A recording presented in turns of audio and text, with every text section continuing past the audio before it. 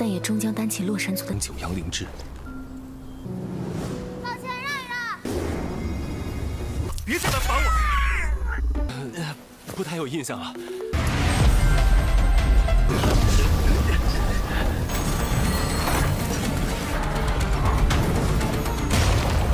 再行一笔神之手。身影，滴血都是涟漪，花落枯荣。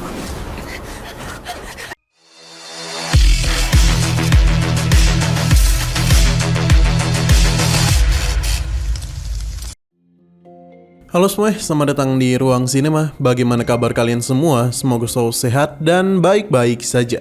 Pada hari ini kita akan kembali melanjutkan series Donghua The Great Ruler season kedua episode terbarunya, yang mana ini adalah episode yang ke-82. Kembali kepada kelompok Muchan. Di saat Liu Ying hendak bersantai, dia ditegur oleh King Shen dan Feng Yang karena dia itu sedang menguping pembicaraan sepasang kekasih. Padahal Liu Ying sudah memberikan informasi penting, namun masih mereka curigai.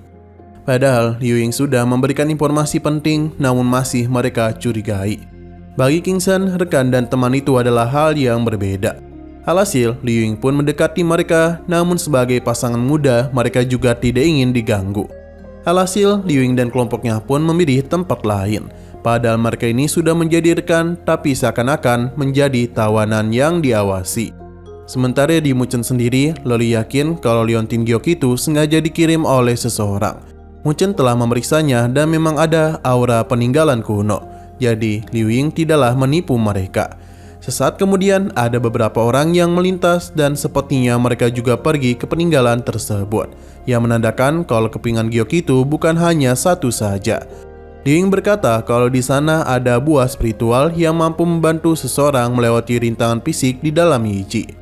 Tim yang mendapatkan informasi itu tidak akan menyia-nyiakan kesempatan. Selain itu, dalam kompetisi, hal yang menarik pasti menjadi incaran. Loli memuji Muchan karena sudah terlihat seperti kapten.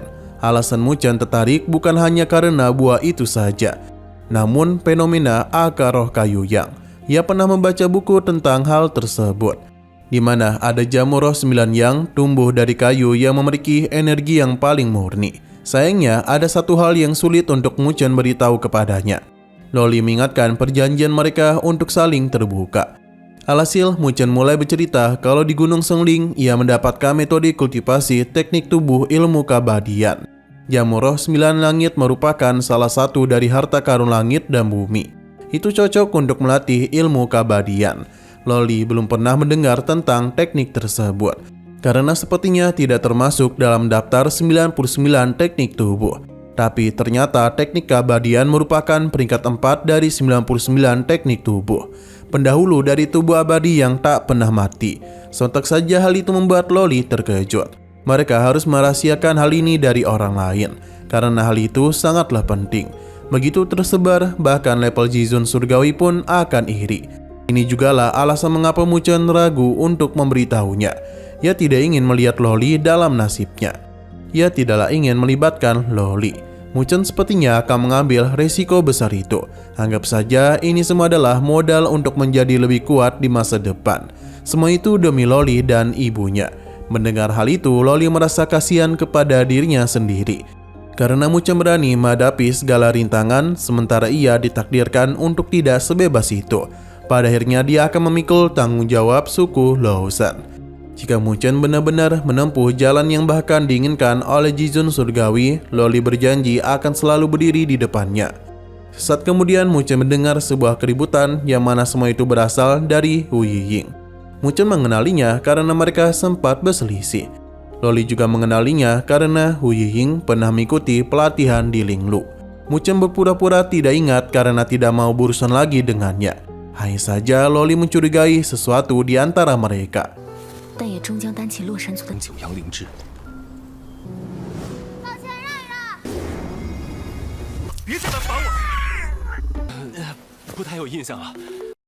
Perjalanan pun kembali dilakukan, di mana dalam hutan kegelapan itu banyak orang yang sudah berkumpul, begitu pula dengan Xiahou dari Akademi Sang. Selain itu ada Tang Mi'er dari Akademi Wan Huang. Ia meminta Xiahou untuk membuat aturan di tempat ini, karena Akademi Sang merupakan akademi terbaik saat ini. Dia ingin tahu bagaimana cara mereka untuk membuat keputusan pada peninggalan kuno. Apakah mereka itu akan memusnahkan mereka, lalu mencari seorang diri. Beberapa kelompok meminta Akademi Sheng untuk membagi harta karun di sana. Sesaat kemudian kelompok Mu Chen pun datang dan dia kembali terkejut karena Hu Yiying ada di sana. Mu Chen pun meminta Feng Yang untuk melakukan sesuatu. Keterkejutannya membuat Tang Mir memperhatikannya. Mu Chen yakin kalau Feng Yang bisa melakukan hal itu. Tang Mir mengenali mereka yang berasal dari Akademi Beijing. Ia ingin tahu siapakah kaptennya. Feng Yang pun mengaku menjadi kaptennya dan bahkan menyamar sebagai Mu Chen. Tang Mir senang karena bisa bertemu dengannya, karena sudah 100 kali dia mendengar namanya dari Xian Er. Mu Chen terus meminta Feng Yang untuk melakukan aktingnya. Tapi sepertinya Tang Xier mulai mencurigai sesuatu di antara mereka. Jadi dia itu akan ikut bermain. Tang Mir memberitahu betapa rindunya Xian Er kepadanya. Seakan-akan dia itu telah dimabuk cinta oleh Mu Chen. Tapi Mu Chen itu hanya memberikan satu kalimat yang tentu akan menyakiti hati Xian Er. Feng Yang seketika saja menjadi panik. Tang Mir ingin tahu bagaimana cara Akademi Beijing mengambil situasi terhadap peninggalan kuno. Baginya, harta pusaka langit dan bumi akan didapatkan oleh orang yang sudah ditakdirkan. Mendengar hal itu, semua kelompok di sana pun memberikan pujian dan setuju dengan keputusan mereka. Kini hanya tinggal menunggu keputusan Akademi Sheng saja. Seorang di fase akhir tahap level Tong Tian tidaklah berhak untuk berkompetisi dengan Akademi Sheng-nya. Dengan kata lain, murid ini tidaklah suka dengan keberadaan mereka. Hu Ying cukup kesal dengan hal tersebut. Sementara Feng Yang yang masih mengaku sebagai Mu Chen mengingatkan kalau dia telah melampaui rintangan fisik dengan mudah. Xiahou tertarik dan langsung saja menguji kekuatannya, di mana hal itu sempat mengejutkan Feng Yang. Karena itulah para murid Akademi Sheng akan mencoba mengetes kekuatannya. Melihat situasi itu, Mu Chen tidak ingin tinggal diam, di mana ia sudah bersiap untuk melakukan pertarungan. Begitu pula dengan Loli. Sementara itu, Hu Ying tidaklah peduli dan memilih masuk ke dalam peninggalan kuno. Kini Mu Chen mulai tenang dan begitu dia bisa bertarung dengan bebas. Serangan langsung saja diberikan oleh Akademi Sheng, tapi Feng Yang tidaklah panik. Hingga akhirnya sebuah ledakan besar pun terjadi dan mementalkan kedua murid itu. Semua ini adalah ulah dari Mu Chen dan Loli. Mereka tidak akan membiarkan kapten mereka untuk bertindak. Bahkan tebasan Loli sulit ditahan oleh kedua murid ini. Kini adalah giliran dari Xiahou untuk mengetes kekuatan lawannya. Teknik yang dia gunakan tidaklah main-main, di mana itu terlihat besar dan mematikan. Serangan itu langsung saja diarahkan kepada mereka. Tapi Mu Chen mengatasinya dengan teknik tangan Dewa Petir. Melihat level Tong Tian fase akhir yang bisa memberikan perlawanan, membuat semua kelompok di sana terpukau. Seakan-akan kekuatannya telah melampaui rintangan fisik. Tang Mir tidaklah menduga satu murid Beijing sudah sekuat itu.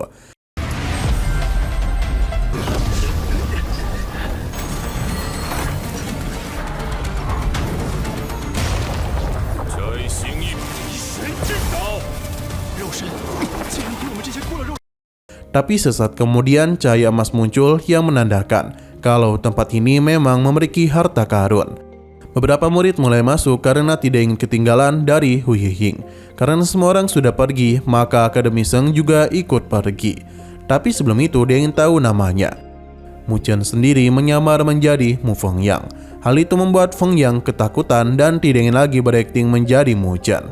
Loli penasaran mengapa Mu Chen harus berakting juga. Nah, ternyata hutan ini memiliki formasi sihir yang melarang mereka untuk terbang. Kelompok Mu Chen tidak akan terburu-buru, karena orang-orang itulah yang akan memeriksa terlebih dahulu. Di dalam hutan itu terlihat ada aura merah yang pekat. Di sana ada murid dari Akademi Sui bernama Zhen Qing tingkat rintangan fisik. Baginya, pembusukan adalah sebuah mahakarya. Kekuatannya tidaklah main-main dan mampu melenyapkan lawannya dengan sangat mudah. Di dalam sana sudah tidak terhitung berapa banyak murid yang menjadi korban darinya. Semakin banyak yang masuk, maka semakin bersenang-senanglah juga Zhen Qing ini. Ia melakukan serangan secara diam-diam. Jadi di saat para lawannya lengah, dia langsung melakukan penyerangan. Zhen Qing juga memiliki banyak pasukan dan kembali melakukan perjalanan.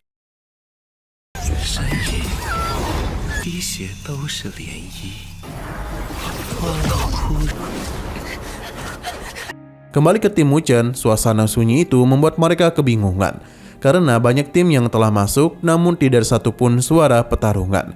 Jikapun ada bahaya, seharusnya dengan kekuatan yang mereka miliki pasti ada sedikit keributan. Liu Ying tidak ingin terus berada di belakangnya, jadi dialah yang akan memimpin jalan. Mu Chen meminta rekan-rekannya untuk selalu berhati-hati, karena tempat ini tidaklah biasa. Hingga pada akhirnya mereka pun melihat kalau di tanah itu ada begitu banyak kepingan tulang. Tidak hanya itu saja, Feng Yang juga melihat begitu banyak tengkorak yang digantung. Mereka penasaran siapakah pelakunya, karena semua ini benar-benar tidaklah wajar. Mu Chen pun merasakan sesuatu dan serangan langsung tertuju kepada mereka. Tapi serangan ini dengan sangat mudah mereka atasi. Mu Chen tahu kalau ini bukanlah tanaman, melainkan berasal dari sebuah teknik spiritual. Dan kata lain itu adalah mekanisme hidup. Sementara itu di sisi lain, kelompok Tang Mi'er tengah melakukan pertarungan dengan beberapa orang dari Akademi Xiyu. Tapi yang mereka hadapi saat ini bukanlah manusia, melainkan sosok yang sudah diubah menjadi boneka. Alhasil ini merupakan pertarungan yang sulit untuk bisa dimenangkan oleh kelompok Tang Mi'er. Tapi yang mereka hadapi saat ini bukanlah manusia, melainkan sosok yang sudah diubah menjadi boneka.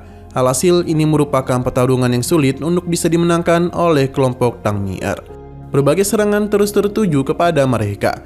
Sadar kalau ini semua adalah sebuah jebakan, jadi Tang Mi'er segera mengajak rekan-rekannya untuk mundur sambil bertarung. Tempat ini sangatlah aneh dan mereka harus berhati-hati. Namun sayang sekali pelarian mereka tidaklah semudah itu, karena mereka seakan-akan telah masuk ke dalam markas musuh dan terkepung dari berbagai sisi. Meskipun begitu, Tang Mi'er tidaklah ingin menyerah dan terus mencoba mencari jalan. Sampai pada akhirnya mereka pun terkepung ke dalam formasi. Dan kondisi seperti ini, Tang Mi'er pun menggunakan kekuatan api miliknya untuk bisa membakar seluruh tanaman di tempat tersebut. Karena dan begitulah mereka bisa melepaskan diri. Namun dia sadar jika terus menggunakan kekuatan spiritual, maka racun yang ada pada tubuh mereka akan terus menyebar.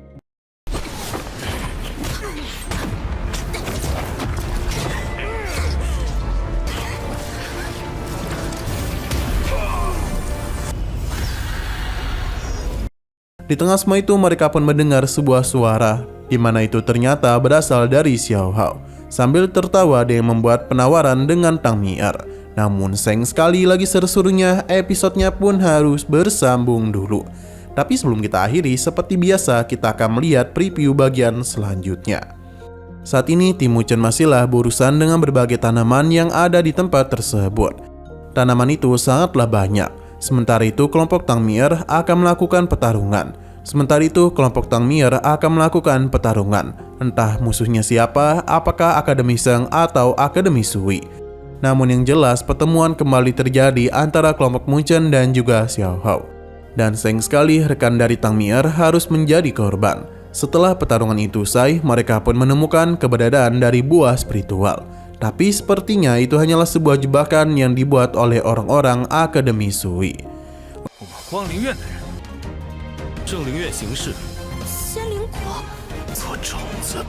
Oke, sekian dulu pada video kali ini. Untuk video selanjutnya akan segera hadir. Jadi bagi kalian yang mengikuti series ini, langsung saja klik subscribe dan aktifkan loncengnya. Terima kasih yang sudah menonton video sampai habis. Jika kalian suka pada video ini, klik like dan share ke teman-teman kalian tentang channel ini. Dan ditunggu aja kelanjutannya. Oke, sampai jumpa di video selanjutnya.